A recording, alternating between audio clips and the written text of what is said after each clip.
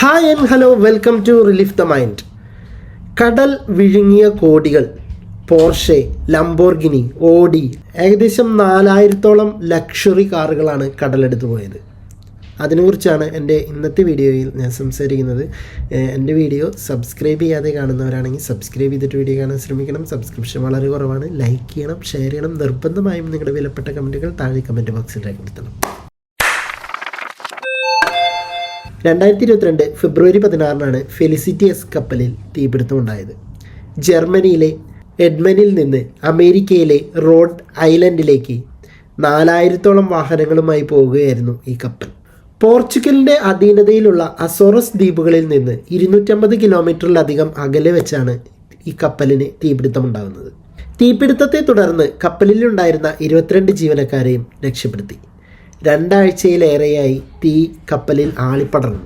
തുടർന്ന് രക്ഷാദൗത്യത്തിനായി ഒരുപാട് കിണഞ്ഞ് ശ്രമിച്ചെങ്കിലും അതൊന്നും ഫലവത്തായില്ല. തുടർന്ന് കപ്പൽ ഒരു തുറമുഖത്തേക്ക് വലിച്ചെടുപ്പിക്കാൻ ശ്രമിച്ചപ്പോൾ മാർച്ച് 1 പൂർണ്ണമായും മുങ്ങിപ്പോവുകയായിരുന്നു. ഏകദേശം 3000 മീറ്ററിലധികം ആഴത്തിലാണ് കപ്പൽ ഇപ്പോൾ സ്ഥിതി ചെയ്യുന്നത്. മുങ്ങിയ കപ്പലിൽ ലോകത്തിലെ ഏറ്റവും വിലയേറിയ കാറുകളായ പോർഷെ, ഓഡി, ലംബോർഗിനി, ബെഡ്ലി തുടങ്ങിയ ബ്രാൻഡുകളുടെ വാഹനങ്ങളാണ് ഇതിനകത്തുണ്ടായിരുന്നത്. ഇവയുടെ ആകെ മൂല്യം ഏകദേശം $400 മില്യൺ.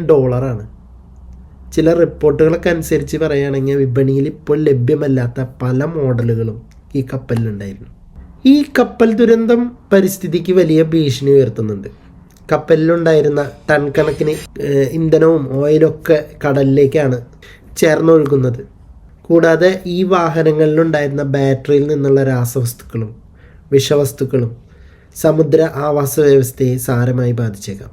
അറിയാലോ, സമുദ്രമാകുമ്പോൾ ഒരുപാട് സമുദ്രത്തിനകത്തുള്ള ജീവികളുടെ ഒരു ആവാസ കേന്ദ്രം കൂടിയാണിത്. അപ്പോൾ ഈ കപ്പൽ മുങ്ങിയ ഭാഗം അവിടെയുള്ള സമുദ്രജീവികൾക്ക് ഏറെ ബുദ്ധിമുട്ടുണ്ടാക്കുന്നുണ്ടാവും. അതുകൊണ്ട് തന്നെ ഈ മാലിന്യങ്ങൾ ഇവയുടെ നിലനിൽപ്പിന് വലിയ ഭീഷണിയാവും.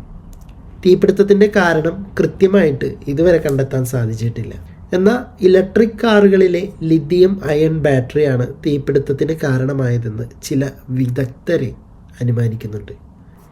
ഇത് നമ്മുടെ ഫ്യൂച്ചറിൽ കപ്പൽ ഗതാഗതത്തിൽ കൂടുതൽ സുരക്ഷാ മുൻകരുതലുകൾ എടുക്കേണ്ടതിൻ്റെ ആവശ്യകതയിലേക്കൊക്കെയാണ് ഈ ഒരു സംഭവം നമ്മളെ വിരലിച്ചുകൊണ്ടിരുന്നത്. എൻ്റെ വീഡിയോ സബ്സ്ക്രൈബ് ചെയ്യാതെ കാണുന്നവരാണെങ്കിൽ സബ്സ്ക്രൈബ് ചെയ്തിട്ട് വീഡിയോ കാണാൻ ശ്രമിക്കുക. ലൈക്ക് ചെയ്യുക, ഷെയർ ചെയ്യുക. നിർബന്ധമായി നിങ്ങളുടെ വിലപ്പെട്ട കമൻറ്റുകൾ താഴെ കമൻറ്റ് ബോക്സിൽ രേഖപ്പെടുത്തുക. അടുത്തൊരു വീഡിയോയുമായി വീണ്ടും വരാം. ബൈ.